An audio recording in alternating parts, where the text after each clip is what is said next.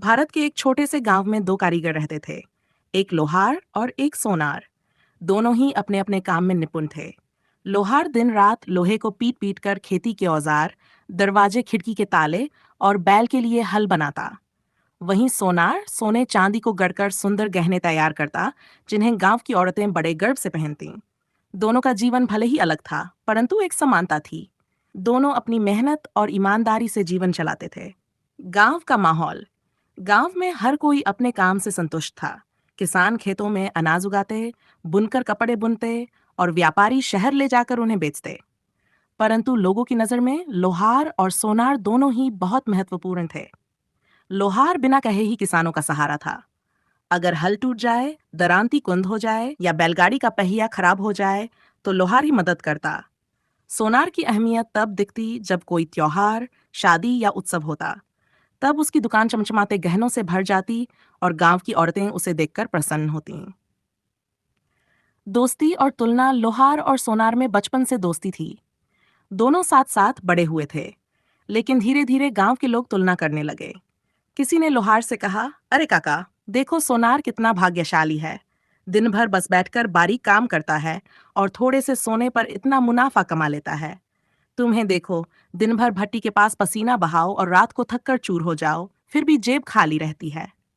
ये सुनकर लोहार कभी कभी उदास हो जाता, पर वह मन ही मन सोचता, मेरी मेहनत से गांव के लोग पेट पालते हैं।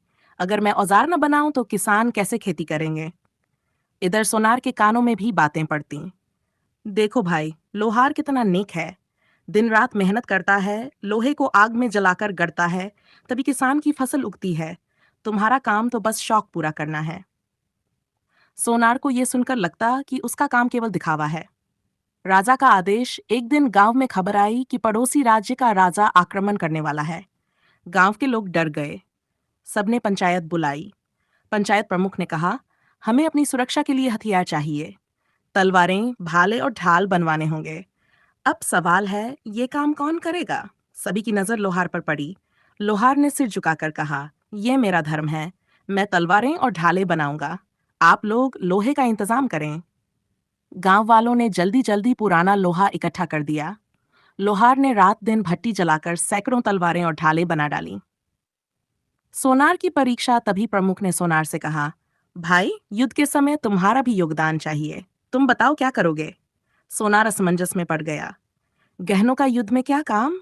लेकिन फिर उसने सोचा और बोला, मैं सोने चांदी के नहीं, बल्कि तांबे और कांसे के बर्तन बनाऊंगा, ताकि सैनिकों को खाना पीना आसानी से मिल सके।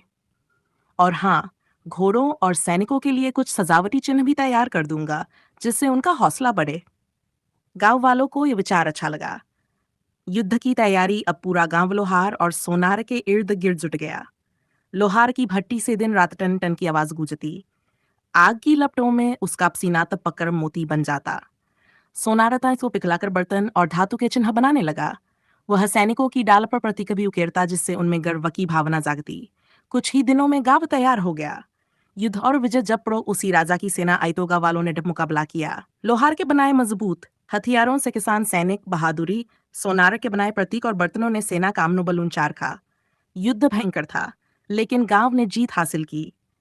राजा स्वयं गांव आया और बोला, आज अगर तुम सब जीत सके हो तो इसका श्रेय दो लोगों को जाता है, लोहार और सोनार।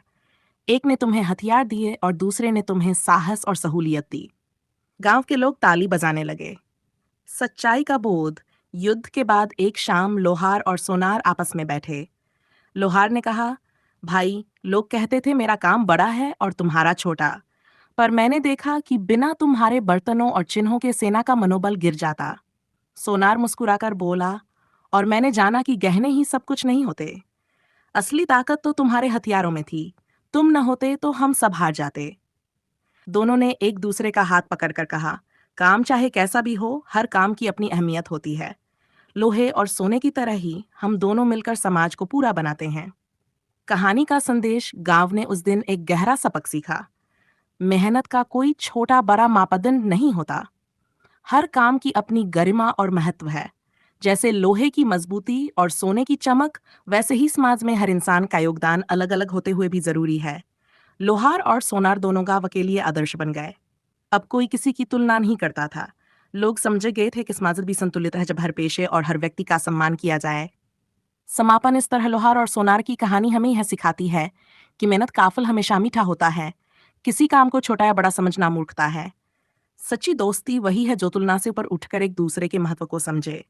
लोहार और सोनार भले ही अलग धातुओं पर काम करते थे, एक आग में तपाता था और दूसरा चमक बढ़ाता था, लेकिन दोनों मिलकर जीवन की सच्ची धातु गढ़ते थे, ईमानदारी और सहयोग की धातु।